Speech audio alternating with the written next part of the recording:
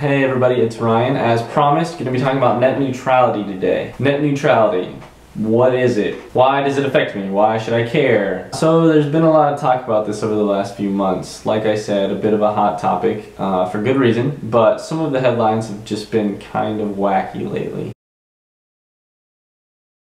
So hopefully I can shed a little bit of light about what's going on and clear up some of the confusion. Now, disclaimer, I'm no expert on this topic, but if I wear a collared shirt, that makes it all okay, right? So, net neutrality. That's actually a word that describes the way things currently stand. So, say you go home, hypothetically, after a long and arduous day in the factory, working on an assembly line, and you're putting together golf balls all day. Golf balls.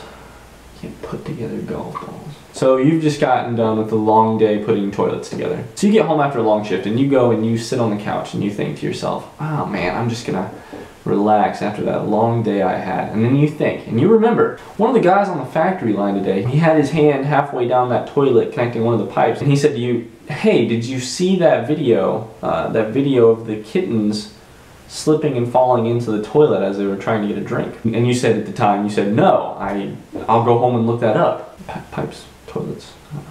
Anyways, hand inside of the toilet. And so in this hypothetical situation, you get back to your house and you're sitting on the couch and you think, I will do that right now. I will look that up right now. And so you go to look that video up, but the website that hosts that video is a website devoted specifically to cats and toilets. And it's 8 o'clock, but you know, the website's pulled up and you're waiting on this video to load and you think, man, if I could just see this video of kittens and toilets, you know, I could relax and I could fall asleep tonight. But the video's loading rather slowly. And then you have this moment of clarity.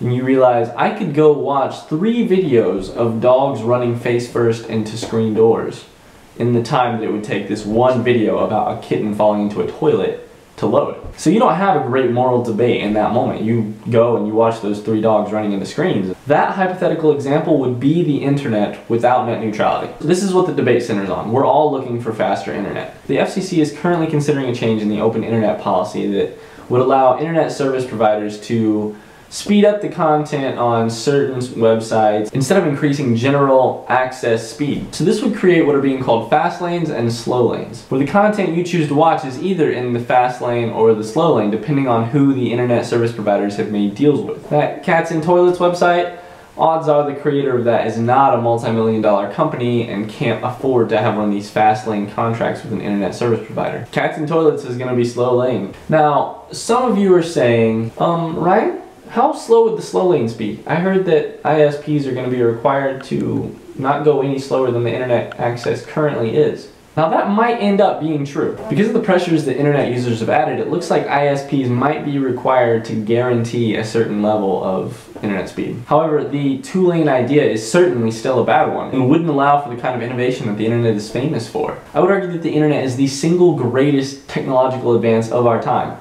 Because tomorrow, anyone can create the content that 2 days from now blows up and goes viral and everyone sees it because everyone has equal access to it. Without the same internet speeds across the internet, then certain innovations just aren't going to be seen by the general public. It's kind of like the massive changes that YouTube underwent in the first few years. But currently, every video that gets major attention is filmed and posted in HD. But that didn't used to be the case. Some of the biggest names in YouTube started during that blurry level playing field 7 years ago where no one had access to high-definition video. And then those users rose to the top by being innovative. The prospective changes to net neutrality in the open internet would be like going back to that YouTube community 7 years ago and handing out HD cameras to half and blurry flip phone cameras to the others. But let's be clear, not just randomly handing out HD cameras and blurry flip phone cameras. In fact, handing out cameras based on your contracts with those people. It becomes all about rewarding those with money rather than rewarding those with the greatest skills or the greatest innovation. In the end, both creators and viewers need an open internet. Innovation is the name of the game in the digital age, and fast lanes and slow lanes provide unequal access to that innovation. So the FCC's deadline on accepting comments is actually nearly closed. But the chances to insert yourself into this discussion or to educate yourself, those are still readily available. This issue is not going to be solved quickly. And if the internet has any hope of remaining open, then it's going to take a committed effort from those of us monitoring the net neutrality discussion currently. As Mad Eye Moody would say, we need